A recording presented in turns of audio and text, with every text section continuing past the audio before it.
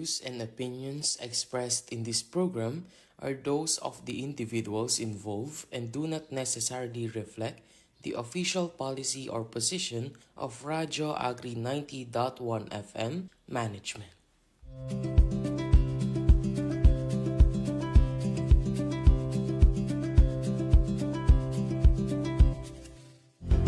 Magandang araw po sa lahat ng ating mga kapalay at mga ka-Radyo Agri. Welcome po sa panibagong episode ng programang Palay Bida sa Radyo Agri, ang isa po sa ating mga programang magbibigay ng samut-saring impormasyon tungkol sa pagpapalay at ilan pang mga kaalaman sa pagsasaka. Dito lamang po yan sa Radyo Agri 90.1 FM Filmek, kasaganaan para sa bayan. Ako po ang inyong makakasama ngayong araw, Badeth Grospe, mula pa rin po dito sa Philippine Center for Post-Harvest Development and Mechanization of Filmek, at sa loob ng halos isang oras ay magsama-sama po tayong matuto tungkol po sa pagpapalayan. At kagaya po ng ating nakagawian, bago po tayo magsimula sa ating talakayan, syempre po ay babatiin muna natin ang buong Filmek community sa pangunguna po of course ng ating Filmek Director for Dr. Junicia Alvindia. Isang pagbati rin po sa ating Director 3, Deputy Director Sir Joel V.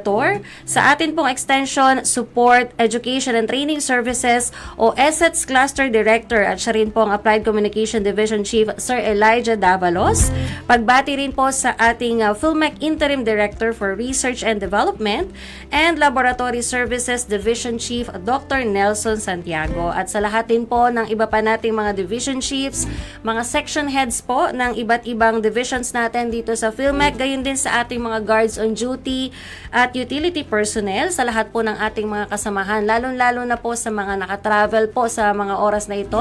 Safe travels po sa inyong lahat, mga kapalay at mga karadyo agri. At gayon din po, hindi rin po natin malilimutang batiin ang ating mga karadyo agri at mga kapalay mula po sa Philippine Rice Research Institute, kina Executive Director Dr. John De Leon, at sa kanila pong Head ng Development Communication Division na si Dr. Hazel Antonio, at sa lahat ng mga moderators po ng ating mga Facebook pages.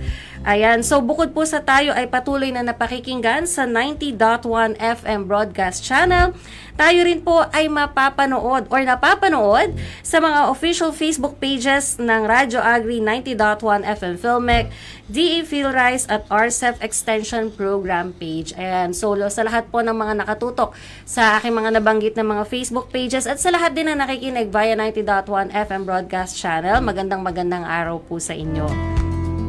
Para po sa kaalaman ng ating mga taga-subaybay, lalo-lalo na po yung mga first time pa lang na nakapakinig ng ating programa, ang Palay Bida po ay isang radio engagement ng PhilRice, katuwang ang iba't ibang mga radio stations gaya ng Radyo Agri 90.1 FM upang maibida ang iba't ibang mga impormasyon at kaalaman tungkol sa pagpapalayan, maging ilan pa pong mga bagay tungkol sa pagsasaka.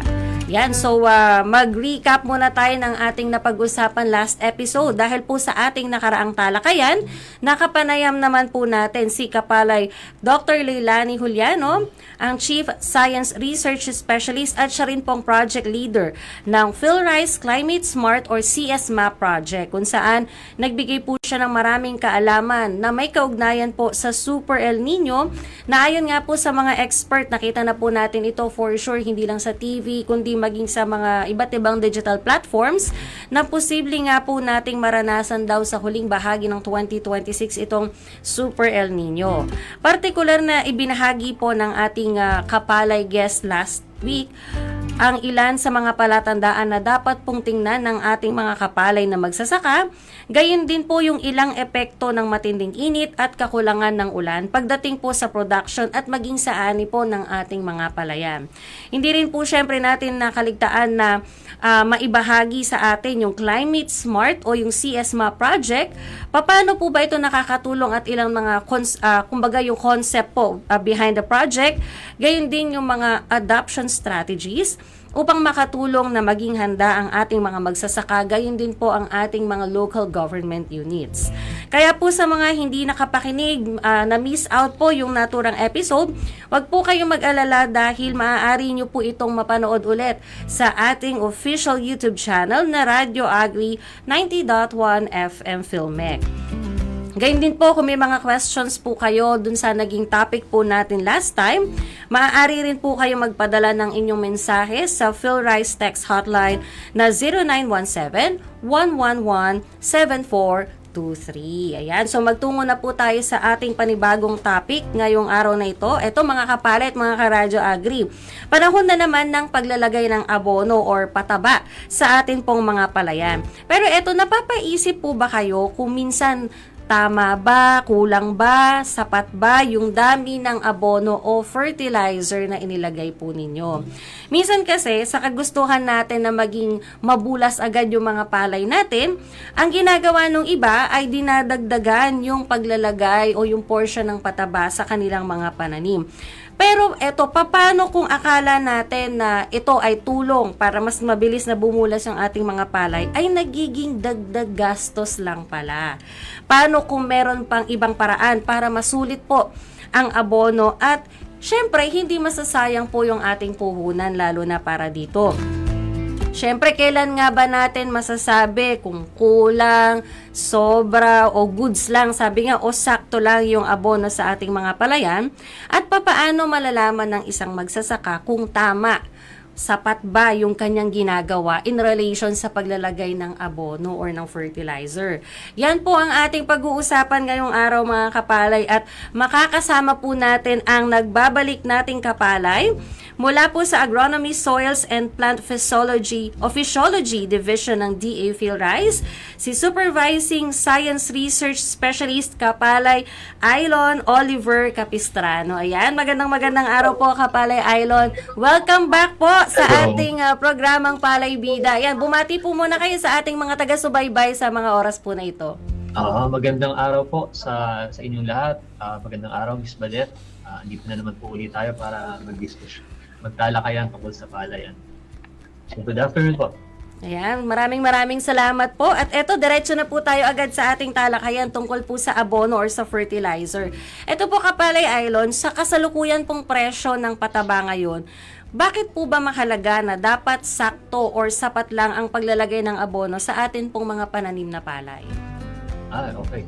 So, gaya nga po nung nasabi nyo, no, medyo tumataas na yung presyo ngayon ng ating mga patabaan. Yes po. Mm-hmm. So, una, yung paglalagay ng sakto, yung tama lang doon sa pangangailangan po ng ating pananim ay makakatipid po tayo sa gastos. Kasi hindi susobra at hindi masasayang yung abono na inilalagay natin.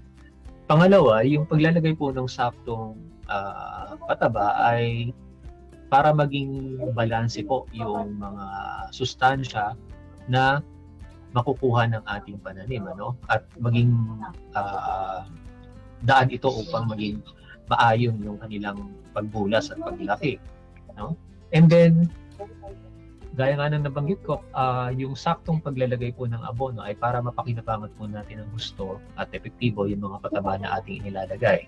And panghuli po ay para makaiwas din po tayo sa posibleng pollution, kontaminasyon, at yung greenhouse gas emissions. Kasi kapag sobra po yung inilagay natin ng mga pataba, doon po pwedeng pumunta yung mga hindi na-absorb ng ating mga halaman. So pwede siyang pumunta sa groundwater, pwede siyang sumingaw sa ating atmosphere at magiging greenhouse gas emission. Okay. For me, medyo bago po sa pandinig ko na yun pong sobra na paglalagay ng fertilizer, pwede po siyang makaapekto in general sa ating environment dahil yun nga po makakakos siya ng additional factor sa pollution, contamination at saka greenhouse gases. Ayun.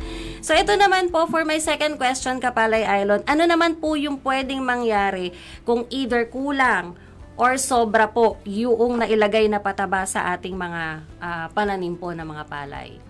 Ayan.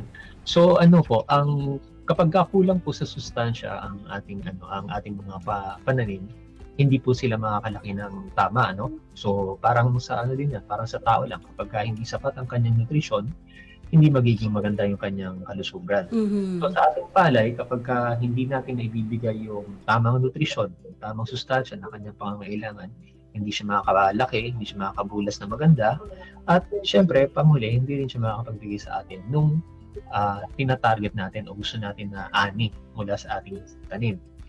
Ngayon, kung susobra naman po yung ating ilalagay na pataba na hindi na siya nagagamit na epektibo ng ating mga pananim, unang-una, yun nga, maaari siya magdulot ng polusyon. Pangalawa, yung sobrang sustansya, pwede siya magdulot din ng toxicity o pagkalason sa ating mga pananim. And then, kapag nasobrahan natin, especially ng nitrogen o yung mga pataba na nagtataglay ng nitrogeno, maaari itong maging dahilan upang mas madaling kapitan ng peste at sakit ang ating mga pananim na palay.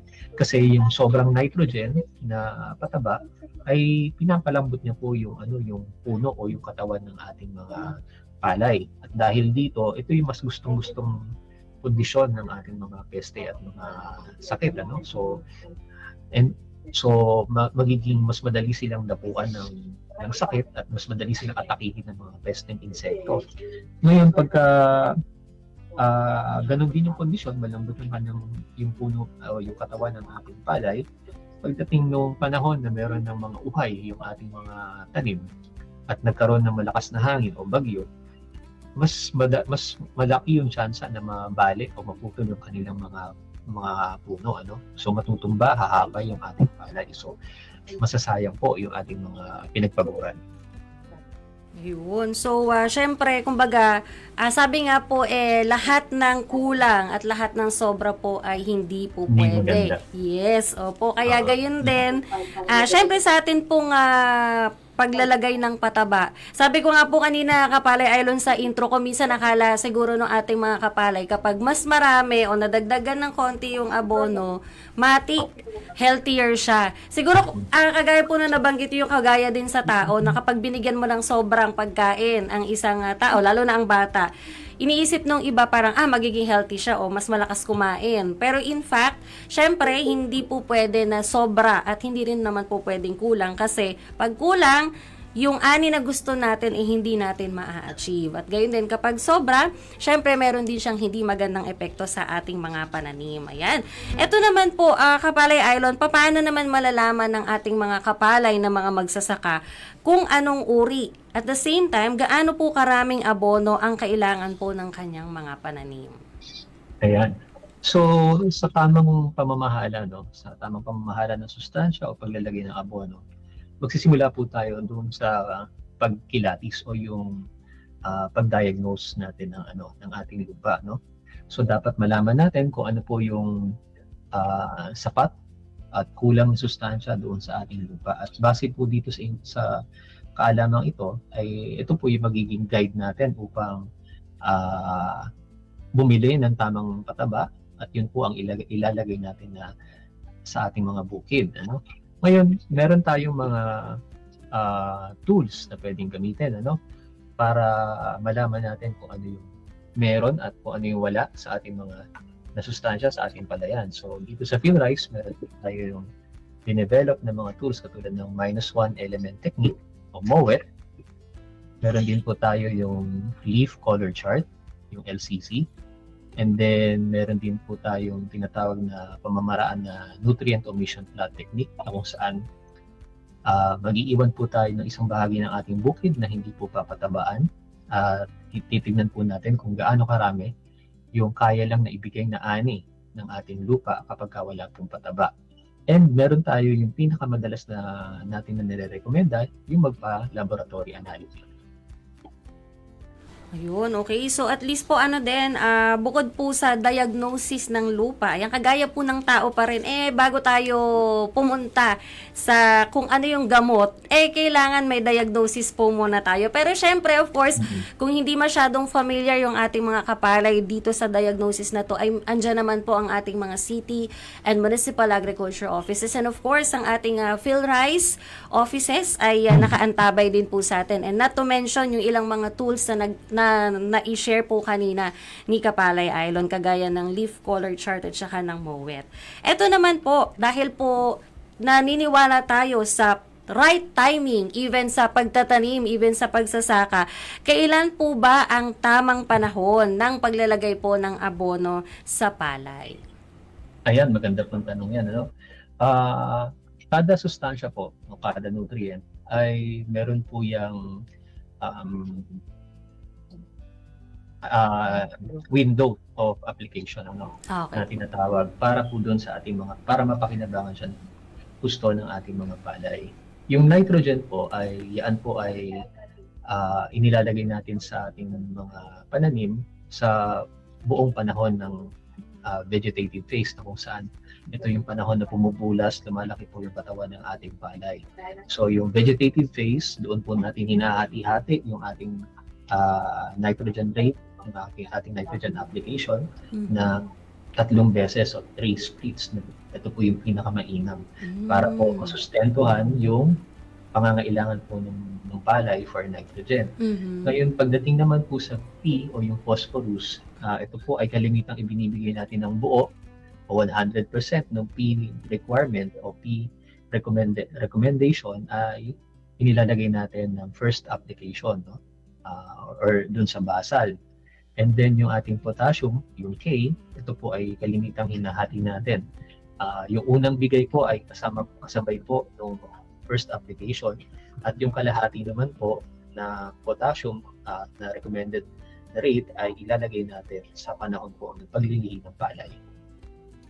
Yun, okay. So, sana po na-take note ng ating mga kapalay at mga karadyo agri yung ilang mga windows na yon kung kailan dapat pong ilagay yung mga abono. Dahil in every phase or every stage po ng ating pagtatanim ng ating mga palay ay mayroon lamang pong recommended at klase po ng abono na dapat po nating ilagay doon. Yan, ilan pa lang po yan mga kapalay at mga karadyo agri sa mga impormasyon tungkol sa kahalagahan ng pag-alam po natin sa paggamit ng abono, ng pag-aabono at syempre yung kung kailan po natin dapat gawin po ito. Mamaya po sa pagpapatuloy ng ating talakayan, marami pa pong maibabahagi ang ating kapalay guest for today. Kaya naman po, stay tuned lang kayo mga kapalay at mga karadyo agri. At syempre, bago po tayo magpatuloy sa ating kwentuhan, bago po maparami ang ating mga information, syempre bumati po muna tayo, i-check po muna natin kung may mga comments, mga pagbati, at kung may mga question din po ang ating mga kapalay at mga karadyo agri tungkol po sa paglalagay ng abono at ilan pang mga matters po tungkol sa fertilizer. Maaari po ninyong i-comment yan sa ating live ngayon sa ating DA PhilRice Facebook page, sa ating Radyo Agri Facebook page at sa RCEF Extension Program. Ito po. Ayan, so mula po sa DA PhilRice Facebook page, mula po kay Kapalay Merly Campos Tubilid. Ayan, good PM watching from Magading Nabunturan. And ito naman po from Kapalay J. Ryan S. Galve, good afternoon, sabi po niya. At ito din, i-shout out ko na rin si Kapalay Marites B. Divina Gracia mula sa Santol, Balayan, Batangas. At ito ang ating suki as always, Kapalay Irma Bacolod Amerna, rice farmer po sa Santa Rosa City, Laguna. Maraming salamat po. At ito naman po mula sa ating DA PhilRice Facebook page, si Kapalay Maribel Santa Cruz. Good PM po watching from San Joaquin. Maraming salamat po sa inyong patuloy na pagtutok sa atin. At yun nga po, kung may mga tanong po kayo, kung meron po kayong mga nais din na i-share na inyong mga experiences, mga observations po in relation po sa ating topic ngayon, ay pwede nyo pong ibahagi yan sa ating Facebook page at gayon din po sa ating text line na 0962-119-7445. Yan, balik talakayan na po tayo. Dito pa rin po sa ating programang Palay Bida sa Radyo Agri. Dito pa rin po yan sa Radyo Agri 90.1 FM. Kasaganaan para sa bayan. At ako pa rin po ang inyong kasama, ang inyong Kapalay Badeth Grospe mula pa rin po dito sa Filmec. Maaari pa rin po kayong magbahagi ng mga pagbati kung may gusto po kayong i-shout out, kung may mga nagse-celebrate po ng mga birthdays ngayon. At again po, kung may mga questions po kayo, sa ating comment section sa ating live airing ngayon. At maaari pa rin po kayong mag-text, of course, sa ating Radyo Agri Text Hotline 0962-119-7445. At gayon din po, kung may questions kayo in relation sa PhilRice, ang kanilang text hotline na 0917-111-7423. At eto po, mula kay Kapalay Marife Isulat. Ayan, good afternoon ma'am. Watching from Antique. Maraming salamat po sa inyong pagtutok. At eto po, Kapalay Island, may tanong po. I think nasagot na po ito kanina. Ayan, ang question is eto po, baka may additional inputs or masasagot pa po kayo dito, Kapalay Island, mula po sa question ni Kapalay J. Ryan Galve. Ilang araw po ba from DAP inilalagay ang NPK fertilizers?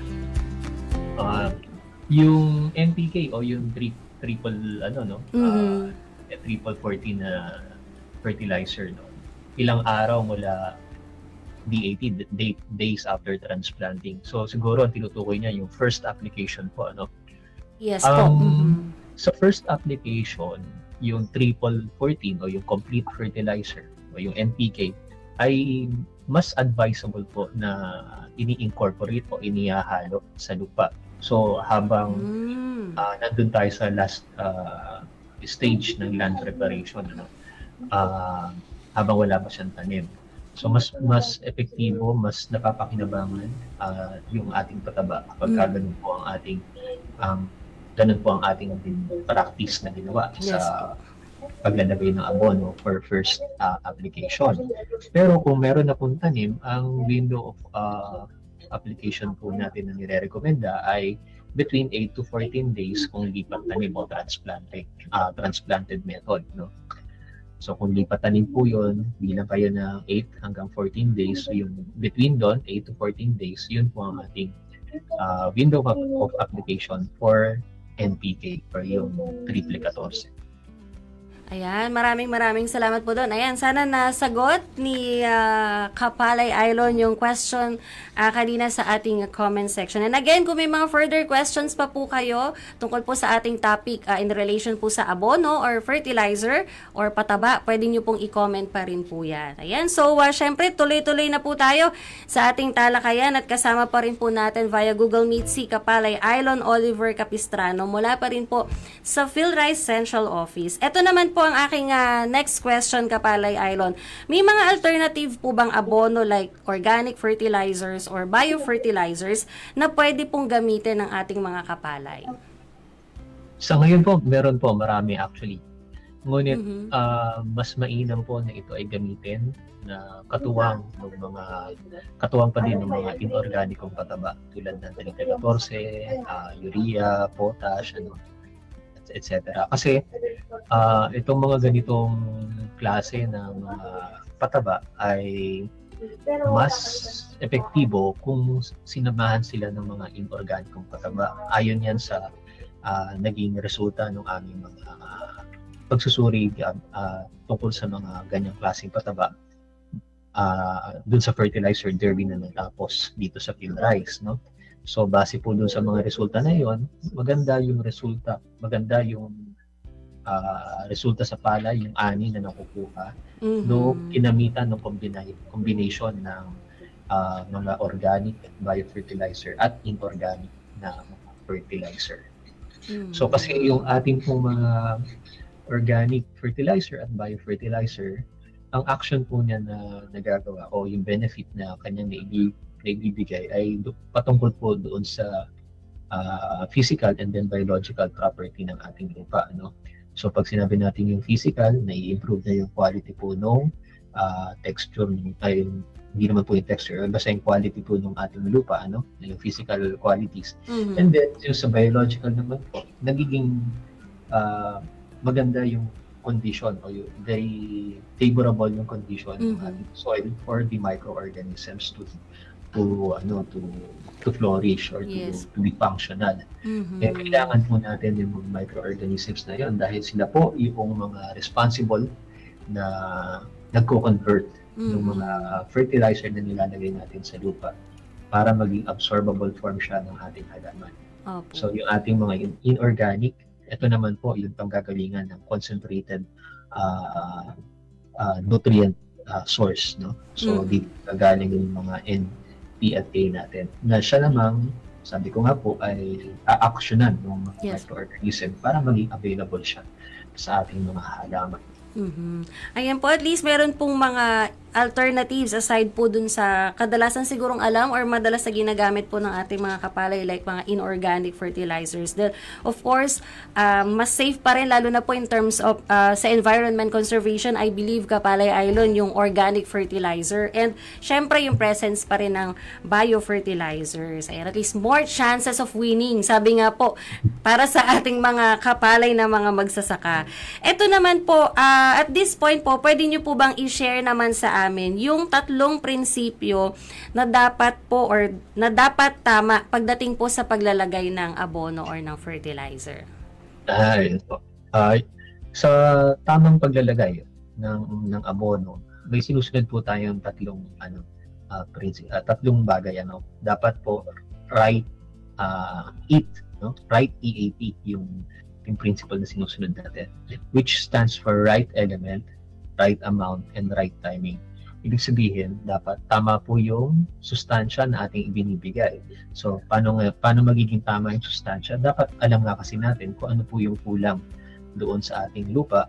And so, yun po dapat yung ating ipinupuno o pinupunan na nutrient doon sa ating palay para po maging maganda yung kanyang paglaki. Pangalawa, kinakailangan right amount. Tama po yung dami. Hindi po sapat na naglagay lang tayo ng pataba pero hindi natin itinama o iniayon yung dami o yung amount na natin ibibigay. Kasi, sabi ko nga kanina, kung kulang, hindi magiging maganda yung kanyang paglaki. Kung sobra naman, maaaring magresulta sa mga problema. Yes po. And then, lastly, yung timing, yung right time of application. So, kailan yung tamang tempo ng pagbibigay ng nutrients. So, yun nga po, nabanggit ko na rin kanina, yung nitrogen ay binibigay natin sa loob ng panahon ng vegetative phase ng palay, na kung saan yun dun po lumalaki yung kanyang bumubulas yung kanyang katawan. And that's the stage na kailangan po ng halaman yung nitrogen. Yung P, sabi ko nga po kanina, ibibigay natin sa unang bigay pa lang dahil yung P po ay ito po yung source of energy ng ating mga halaman. And so habang dahil po developing pa o lumalaki pa yung ating mga palay, yung P na yon, ito po yung magsisilbing energy source. Para ma-develop yung iba't iba pang parte ng kanyang ng palay, iba't ibang parte ng kanyang katawan. So dito manggagaling po yung energy na yon. And then yung K, kaya po natin hinahati yung K kasi yung kalahati po na una nating binigay nung basal ay para po makatulong sa resistensya ng palay. And then yung K naman na binibigyan natin sa panahon ng paglilihi ay para naman po makatulong sa paglalaman po ng mga pupil ng palay. So yun po naman yung timing. Okay, ayan. So yung right EAT, right element, right amount, at right timing na kanina pa na-emphasize ni Kapalay Island. Ito naman po, pagdating naman po sa mga digital apps or mga applications, may mga digital apps na po ba patungkol sa nutrient management na pwede na pong gamitin ng ating mga kapalay? At ano-ano po itong mga digital apps po na ito, Kapalay Island? Meron na po tayong mga digital apps. Matagal na po tayong nakapag-develop ng mga digital apps dito sa PhilRise. Meron po tayo yung MOET app o yung -1 element technique application kung saan ito po ay katuwang ng ating MOET diagnostic kit na dito natin po ipapasok yung naging resulta ng ating MOET. So, kung yung mga hindi pa po familiar doon sa MOET, ito yung MOET po kasi ay isang diagnostic tool na kung saan mag-eksperimento yung ating mga kapalay, yung ating mga farmer para malaman nila kung ano yung sustansyang meron sa kanilang lupa, gamit ang kanilang lupa galing doon sa kanilang mga bukid and then yung tanim na palay, and then yung formulation ng mowed kit, no? Kasi mula doon sa experiment na yon, nakikita na ng mga farmer mismo kung ano yung sustansyang nawawala o sustansyang kulang sa kanilang palay. And then, yung mowed app na ginawa po natin, doon nila ipapasok yung impormasyon na nakuha nila mula doon sa mowed experiment para generate o magbigay ng akmang recommendation yung application para sa kanilang bukid, no? So, ito po ay eksaktong recommendation o yung akmang recommendation ng NPK para sa kanilang mga bukid. Meron din po tayo yung LCC, no? Yung leaf color chart na alam natin na parang ruler na kung saan ikinukumpara natin yung kulay ng dahon. Ginawa po natin itong mobile application din, no? Na kung saan pipicturean lang po ng ating mga farmer yung dahon ng palay at yung application na po mismo, yung LCC app na po mismo ang mag-analyze o magsasabi sa atin kung sapat pa o kulang na ang nitrogen na nilalaman ng ating mga palay.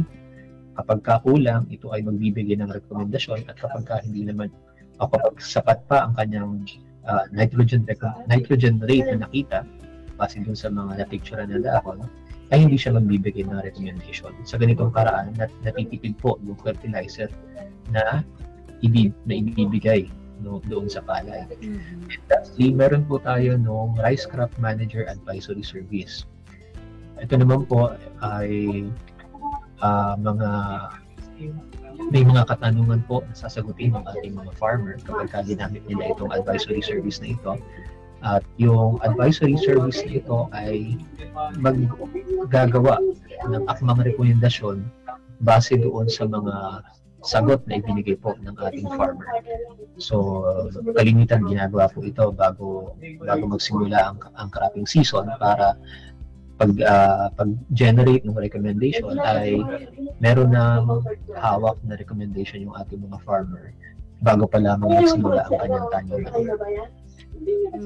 Ayun. So, meron po tayong -1 element technique, andyan din pang leaf color chart, at meron din pong advisory service. And ang nakakatuwa po dito sa mga digital apps po na ito, ay hindi lang po siya magbibigay ng karagdagang information, but may mga recommendation din pong maibibigay through these applications para alam po nung mga kapalay natin ano po yung gagawin kung makita po or ma-determine na halimbawa kulang or sobra po yung fertilizer application po nila. Ayan. So, kanina may question sa ating The Phil Rice Facebook page, but I think nasagot na rin ni Kapalay Minard na nakatutok sa Facebook page ng Phil Rice. Pero ito po, baka po may additional na may share po kayo mula kay Kapalay June Godinez. Ayan, magandang araw po. Anong klaseng abono ang una nating i-apply sa palay po siguro to for 1 hectare at ilang DAT? Ayan, ang sagot po sa ating page ay pwedeng gumamit ng organic fertilizer, pero dapat ay may combination ito ng synthetic fertilizer. Opo. Tama po. Ayun, okay. And eto po, for my last question na po, Kapalay Aylon, ano po yung mga bukid tips ninyo sa ating mga kapalay at mga karadyo agri para naman po hindi sila abonado pagdating po sa pag-aabono? Okay. So sa mga tips po para sa ating mga farmer na paglalagay ng abono, una nga po na pag-usapan na natin, kinakailangan kilatisin muna natin o alamin muna natin kung ano po ang sustansya o antas ng sustansya doon sa ating mga bukid bago tayo maglagay ng anumang pataba para siguradong tama po yung ilalagay natin para makatipid po tayo sa ating gastusin sa bukid. And then, gumamit po tayo ng mga makabagong paraan kapag kilatis o sa pagtansya ng sustansya ng ating mga lupa. Andyan po yung mga namagit ko na yung mga tools natin na pwedeng gamitin ng ating mga farmer dahil ito ay dinevelop na ang nasa isip namin ay mga farmer mismo ang gagamit ng ating mga tools po na iyan. And then, pangatlo, sundin po natin yung right hit na principle sa paglalagay po ng pataba, yung tamang element, tama yung amount, and then tama po yung timing ng paglalagay ng pataba. Now, sa mga specific po na tips ko para sa paglalagay ng pataba, kung kaya ng ating mga magsasaka, mas mainam po na inihahalo nila yung fertilizer sa lupa, no? Para dun sa basal application, dun sa first application, para mas epektibo yung ating pagpapataba, no? At mas magamit ng gusto ng ating mga halaman yung fertilizer na ating panilagay. And then, sa unang bigay po ng nitrogen, o yung first application po natin ng nitrogen, iwasan po nating sumobra ng lagay more than 30%, no? Dapat hindi po lumagpas ng 30% sa ilalagay natin ng nitrogen doon sa first application. So, kunyari po, ang ating pong recommended rate ay 100 kilograms ng N per hectare. So, dapat ang ilalagay lang po natin ay nasa 30 kilograms of N per hectare. So, 30%. Pagka sumobra po kasi, nasasayang lang po yung sobrang ilalagay natin dahil maliliit pa yung ating mga palay, hindi pa niya mapapakinabangan ng gusto yung binigay natin yung sobrang binigay natin na pataba. And then, huwag din po natin kakalimutan na dapat sapat ang patubig natin sa ating mga bukid bago tayo maglagay ng anumang pataba. So, pag sinabi nating sapat, hindi kulang at hindi rin sobra.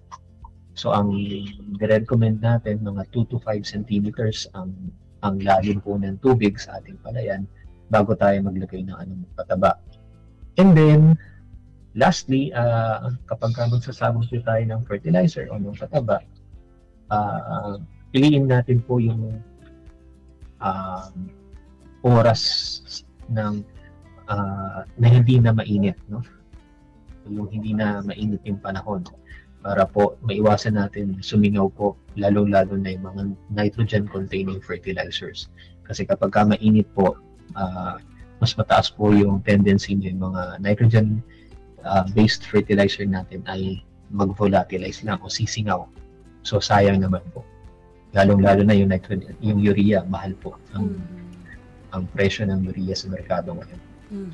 Ayan. So, aside dun sa ating right eat, ayun, may karagdagang tips si Kapalay Aylon, yung patubig at syempre, yung oras din pala ng pag-a-apply o paglalagay ng fertilizer, kailangan natin siyang makonsider yon. Maraming salamat po, Kapalay Aylon, sa muling pagsama po sa amin. At eto po, bago ko po kayo tuluyang pakawalan, baka po meron po kayong mga pagbati or mga pa-shoutout po sa ating mga kapalay at mga karadyo agri. Naglista na ba kayo ngayon, Sir Aylon? Wala po nailista. Ay, wala nailista. Yun po, yung mga office mates po ninyo, family, friends po. Shout out na lang po sa buong team ng Agronomy, Soils and Plant Physiology Division dito sa PhilRice. Shout out na din sa mga stasyon natin sa nakakalat sa buong Pilipinas.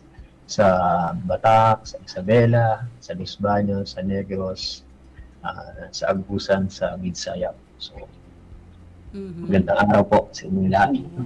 Again po, maraming salamat po. Nakapanayan po natin or nakakwentuhan po natin muli si Kapalay Aylon Oliver Capistrano at nabigyan po tayo ng maraming kaalaman, dagdag impormasyon tungkol po sa timing, sa amount at syempre, ano po yung mga dapat natin i-consider kapag po tayo ay maglalagay ng abono or ng fertilizer po para hindi naman nasayang yung ating puhunan at the same time, ma-achieve po natin yung mas masaganang ani po para sa ating mga kapalay. Yun, so tungo na po tayo agad sa ating palay tanungan question. Pero syempre, sagutin muna natin yung ating palay tanungan last week. Pero ito po, para po sa kaalaman ng ating mga viewers at sa ating listeners, ang atin pong palay tanungan ay naglalayong marinig din po ang presensya ng ating mga radio listeners at gayon din sa ating mga viewers, at ito po ay paraan para naman mas makilala pa po natin ang ating mga kapalay, lalo-lalo na yung mga suki po natin ng mga kapalay na nakikinig po sa atin at nanonood po sa atin linggo-linggo. Kaya naman po, Sumali na po kayo sa ating palay tanungan. At ito po, i-reveal na natin yung ating palay tanungan last time. Mula po sa tanong na tama o mali, kahit may mga panakanakang pagulan, maaari pa ring maranasan ng bansa ang mga epekto ng Super El Nino kung ang kabuang dami ng ulan ay mas mababa kaysa normal at mas mataas ang temperatura sa loob ng mahabang panahon. Ayan, so ang sagot po dyan ay tama. At ito naman po ang ating palay tanungan ngayong araw.